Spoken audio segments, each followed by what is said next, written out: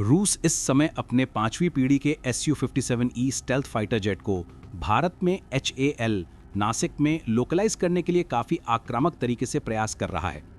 रूसी कंपनी रोस्टिक में भारत को इतनी बड़ी पेशकश शायद पहले कभी नहीं दी।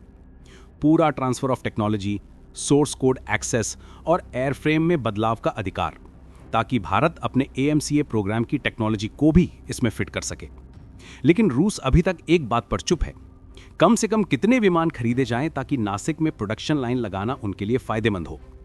रोस्टेक के अधिकारियों ने किसी भी नंबर का सीधे सीधे खुलासा नहीं किया।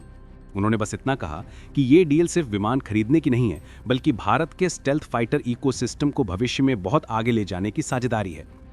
लेकिन कूटनीतिक गलियारों में चर्चा है कि रूस कम से कम 140 विमान की कमिटमेंट चाहता है, जो लगभग 7 स्क्वाड्रन के बराबर है। इतने बड़े ऑर्डर के बिना रूस मशीनरी, ट्रेनिंग और सप्लाई चेन लोकलाइजेशन में निवेश नहीं करना चाहता। यहीं से मामला थोड़ा उलझता है। भारतीय वायुसेना इतनी बड़ी संख्या में Su-57E नहीं लेना चाहती। वायुसेना के अधिकारियों का कहना है कि मौजूदा स्थिति में उनकी प्राथमिकता सिर्फ अपनी गिरती स्क्वाड्रन संख्या को थोड़ा स्थिर करना है।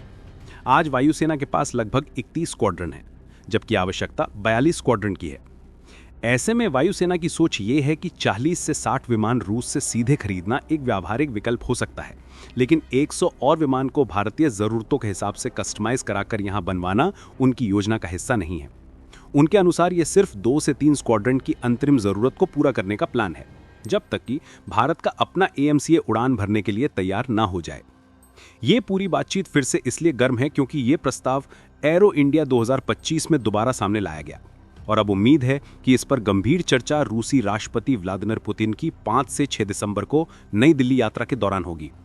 ये वही प्रोजेक्ट है जो 2018 में FGFA यानी 5th generation fighter aircraft programme के रूप में टूटा था। तब भारत को विमान की स्टेल्थ क्षमता और लागत दोनों पर गंभीर आपत्तियां थी।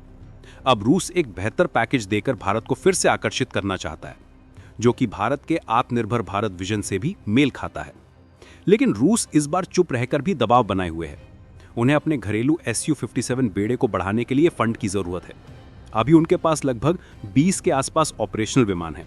साथ ही पश्चिमी देशों की पाबंदियों की वजह से इंजन पार्ट्स और अन्य टेक्नोलॉजी पर भी असर पड़ रहा है।